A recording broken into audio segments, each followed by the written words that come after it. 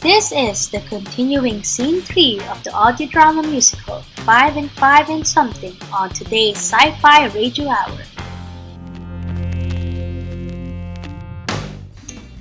In less than a month, Josie soon negotiates and signs several contracts with one of the biggest music producers.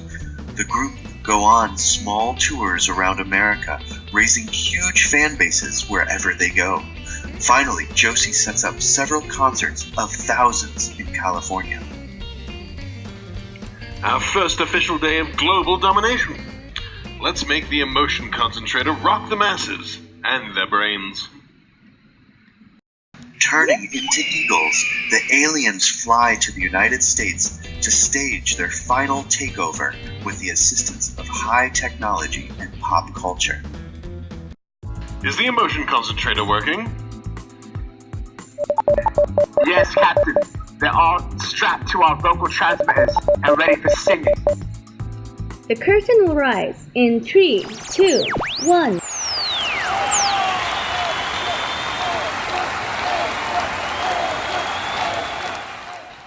Hello, dear California. This is the supergroup performing especially for you. This song is for all those lovely people born on this dandy day.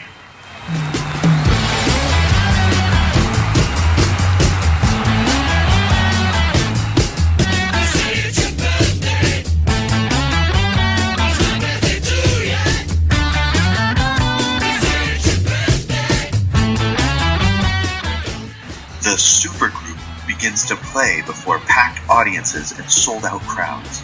The songs go well at first, but then, at the third concert, they begin to lose control. To say it's your birthday, it's my birthday too, yeah. To say it's your doomsday, we're gonna have a good time. Glad it's your birthday. Happy Doomsday to you. The audience cease their clapping and stares at them in confusion. Soon, the throwing of rotten apples and objects ensues at the group. So this is the famous British boy group? Well, fudge cake you! I spent all my shiitake mushrooms for nothing. Everyone, go inside! The group barely escapes the angry crowd and retreats back into their dressing room. What was that disgusting performance you gave me? I spent all my efforts to connect to big companies, and this is how you repay me? We just lost control, Mr. Goldfinger. I didn't feel very well that day and messed up. We're just, humans, after all.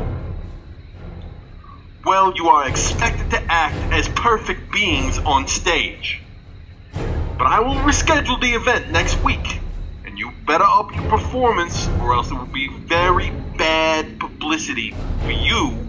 And I'm gonna make sure that even the aliens on Mars are going to hear about your lousy half of a 1-star rating.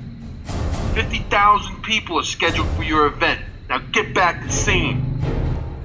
Yes, Mr. Goldfinger. What are we gonna do? We're failing. Shut your facial cavity. We're going to do something about this. The levels of the emotion concentrator went down. We need to recharge it with... I don't know. The group think in distress amidst the ongoing angry shouts.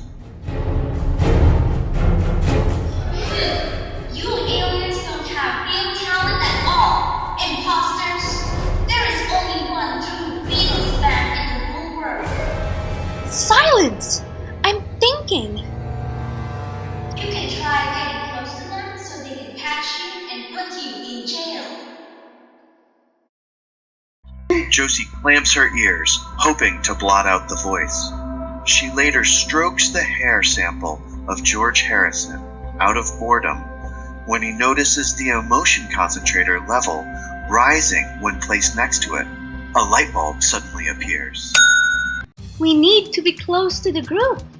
Look at this hair. and how it raises the emotion concentrator higher. We need a real living human and their emotions for this to work. We need to be close. Thank you, girl, for the advice. What? Oh no! I don't need to say. Too late! Silence! Captain Trazom, what do you say? Josie, our songs are dependent on the proximity to the group. Find them and bring them close to us. But won't they discover that we are clones? I just need them by me for just one day. Let's play a psych war on them. Shock them by letting them know about us. And for sure they'll follow your lead or to reprimand us. But by the time they do, 50,000 people will act as hosts for our species. Josie has no choice, so she flies back to Britain to meet the original Beatles. Her mission is to constantly bring the Beatles close to the supergroup without exposing them. While walking along Abbey Road, she vents out her frustrations on this seemingly impossible task. Yesterday, all my troubles seem so far away. Now it looks as though they're here to stay. Oh, I believe in yesterday. Suddenly, I need to keep them in close proximity. There's a danger hanging over me. Oh, yesterday came suddenly. Why we had to pretend we have no choice. We need a host. If I discovered something wrong, now I long for yesterday.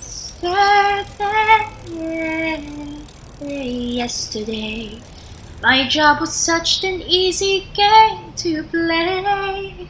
Now I need to keep them both at bay. And it's not as easy as yesterday.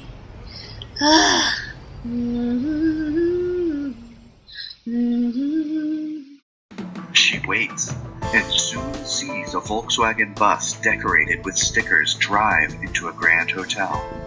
Several girls stand and shrill excitedly as 4 heads arise. The men who climbed out of the bus had particular shiny, dark, bowl-cut hairstyles and wore slim tuxedos. Josie watches as the Beatles lodge in a hotel room for an hour. She stalks them from a distance and causes a nearby hotel maid to faint through telepathy. Josie herself, using the maid's clothes, proceeds to deliver some tea for the Beatles. Room service for Mr. Lennon, Starr, Harrison, and McCartney? A tall, lanky guy appears, smoking a cigar with one hand and holding a beer in the other. He eyes Josie and lets his eyes travel from her flush face down to her button polo shirt, ending at her high heels. The fact that Josie wears a French maid-looking outfit does not help at all.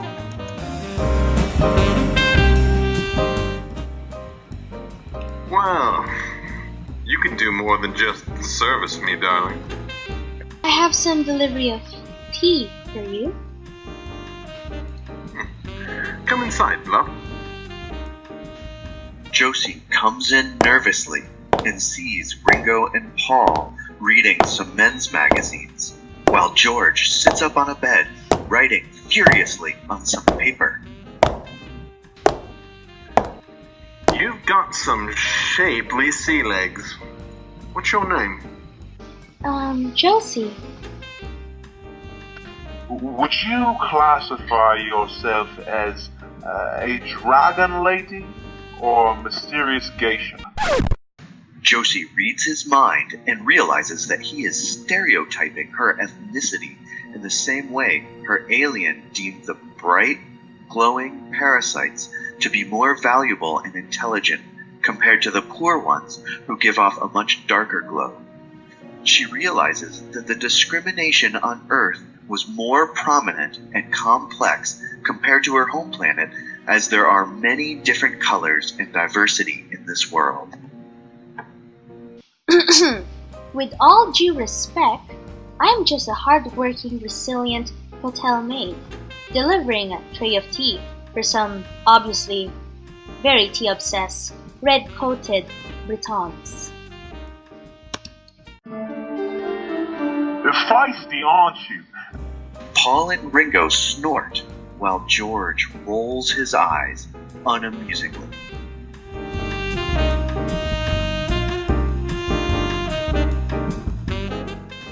Lennon moves closer to Josie and places some cash in her breast pocket. Lennon's eyes twinkle mischievously as he whispers in her ear. Here's a tip. Oh, if you're interested, which I'm sure you are, perhaps you could drop by later, after your shift ends, so we could have some very intimate conversations about music. Actually, I'd prefer it if I do it now.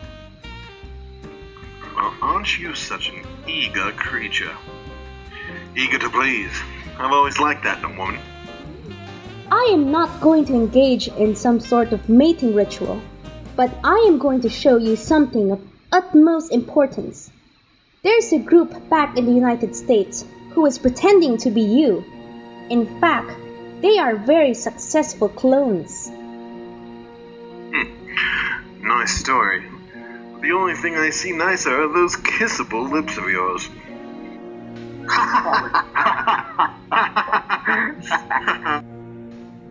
Paul and Ringo laugh simultaneously, while George rises to his feet angrily at the disrespect being shown to the seemingly helpless hotel maid.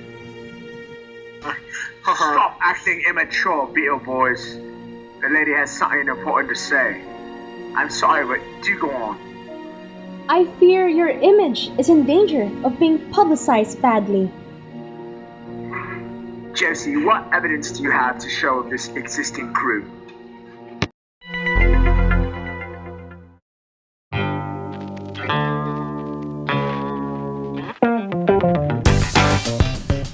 This is the conclusion of Scene 3 out of 7. How will Josie manage to juggle both the Beatles and the supergroup at the same time? Will she be forced to stay with the enemy? Stay tuned for more episodes. Until next time,